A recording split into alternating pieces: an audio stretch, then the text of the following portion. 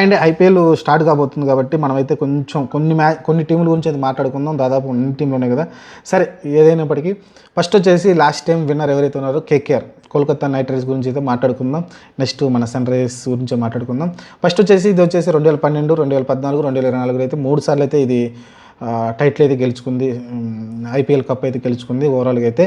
మీరు చూసుకుంటే ఇంకా తర్వాత ఈ సంవత్సరంలో మంచి టీం అయితే ఉంది వాళ్ళ దగ్గర, మంచి టీం అయితే ఉంది. యాక్చువల్గా బిగ్ ఆక్షన్ జరిగింది కదా, మెగా ఆక్షన్ జరిగింది కదా, దానిలో అయితే మంచి మంచి ప్లేయర్స్ని అయితే వాళ్ళు అయితే తీసుకున్నారు.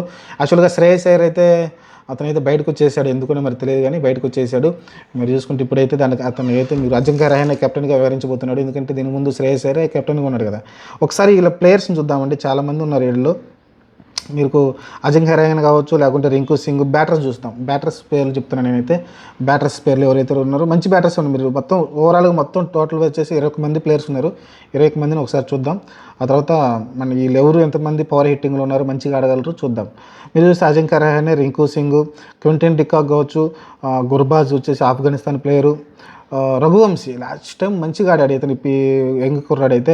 రమణ్ పోవల్ తెలుసు, ఆల్రౌండర్, వెస్టిండీస్ ప్లేయరు. అలానే మనీష్ పాండే, యాక్చువల్గా ఇంతకుముందు ఎస్ఆర్హెచ్ కూడా ఆడడం చూసాం.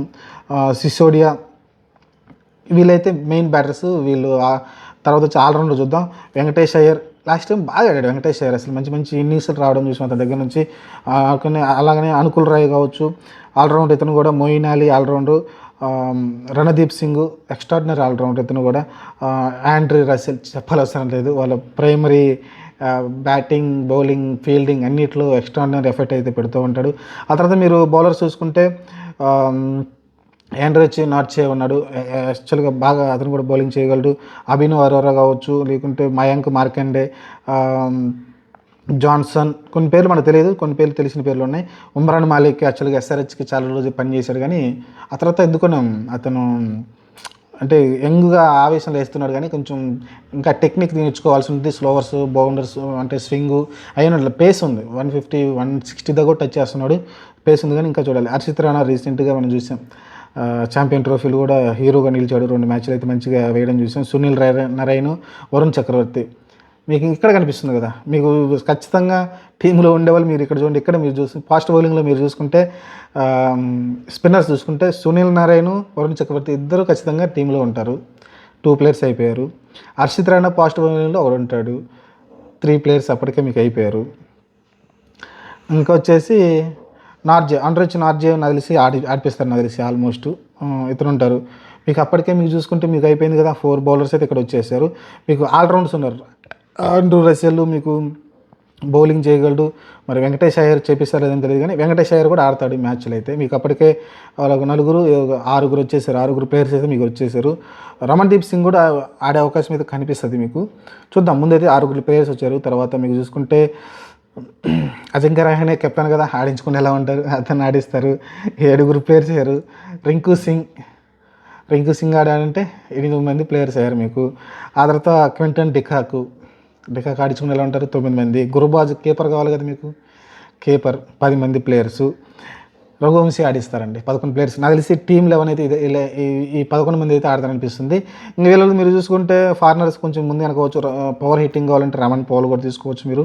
కొంచెం కష్టమే అతను తీసుకోవడం, కానీ రఘువంశీ బాగా ఆడుతున్నాడు కూడా అతను ఆడిస్తారు. మనీష్ పాండేకి నాకు తెలిసి ప్లేస్ దక్కడం కష్టంగానే కనిపిస్తుంది. ఇంకా అతను ఆడాలంటే ఇంకా రఘువంశీ ప్లేస్లో ఆడాల్సి ఉంటుంది. మీకు ఫారినర్స్ ఎంతమంది నేను చెప్పాను, 1, 2, 3, 4 మంది అయిపోయారు. 1, 2, 3, 4 సరిపోయింది. ఫారెన్ ప్లేయర్స్ 4 ఆడించాలి కాబట్టి సరిపోతుంది. మీకు అడిషనల్గా నేను చెప్పాను కదా, మీకు ఇతను ఆడాలంటే ఆల్రౌండర్ ఉన్నాడు కదా, రత్నదీప్ సింగ్ ఆడాలంటే మీకు కలిసి ఎక్స్ట్రా ప్లేయర్ 12 ప్లేయర్స్ ఆడతారు కాబట్టి, ఎందుకంటే ఆప్షన్ ఉంది కదా, బౌలింగ్ చేసినప్పుడు మరి డ్రాప్ చేసి బ్యాటింగ్ ఆడించుకోవచ్చు, ఇలా ఉంది కాబట్టి ఇంపాక్ట్ ప్లేయర్ ఉంది కాబట్టి మీకు రత్నదీప్ సింగ్ అయితే ఆడించే అవకాశం కనిపిస్తుంది. మొయిన్ అలీ కష్టమే నాకు తెలిసి, ఎందుకంటే ఇప్పుడున్న టైట్ లైన్లో మీరు ఎవరిని తీసేయలేరు కాబట్టి కొంచెం కష్టం అనిపిస్తుంది మొయిన్ అలీకి. సరే, ఇదైతే వాళ్ళ ప్లేయింగ్ 11 అయితే ఉండబోతుందని మీకు క్లియర్గా అర్థమైంది కదా. చాలా చాలా చాలా స్ట్రాంగ్ టీం కనిపిస్తుంది. లాస్ట్ టైం చూసాం కదా, యాక్చువల్గా స్టార్ట్ చేసిందే మంచి భారీ హిట్లని, భారీ స్కోర్లని కొట్టడానికి ప్రయత్నించిందే ఫస్ట్ ఎస్ఆర్హెచ్. కాపీ చేసి వీళ్ళు కూడా విజృంభించడం చూసాం. భారీ స్కోర్లు అయితే ఎస్ఆర్హెచ్కి వద్ద జరిగినప్పుడు కొన్ని లీగ్ మ్యాచ్ల్లో భారీ స్కోర్లు కూడా ఫామ్ అవడం చూసాం. కానీ ఓవరాల్ చూసుకుంటే వీళ్ళైతే చాలా స్ట్రాంగ్ అనిపిస్తుంది. మీకు రస్సెల్ ఒక కీ ప్లేయర్ ఉంటాడు, రింకు సింగ్ ఒక కీ ప్లేయర్ ఉంటాడు. మీకు బౌలింగ్ చూసుకుంటే నరైన్ని, వరుణ్ చక్రవర్తి ఆడడం, వీళ్ళిద్దరిని ఆడడం అంత ఈజీ కాదు. ఇద్దరు కూడా మిస్టరీ స్పిన్నర్సే కాబట్టి వీళ్ళిద్దరిని ఆడడం అంత ఈజీ కాదు. ఆ తర్వాత మీరు చూసుకుంటే రహానే మరి చూడాలి. రహానే కూడా కొన్నిసార్లు మంచి ఇన్నింగ్స్ అయితే ఆడుతూ ఉంటాడు. చూద్దాం మరి అతను ఎంతవరకు ఆడతాడని చూడాలి.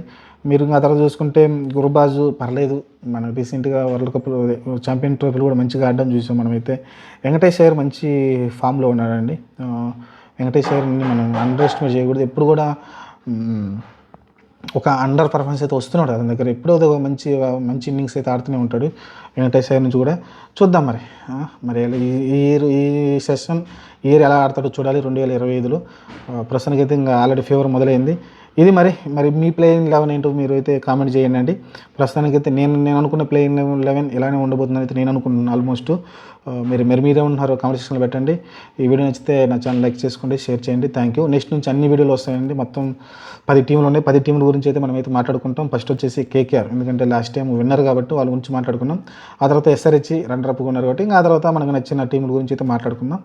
నెక్స్ట్ వీడియో వచ్చేసి ఎస్ఆర్హెచ్ గురించి మన టీం గురించి అయితే మాట్లాడుకుందాం.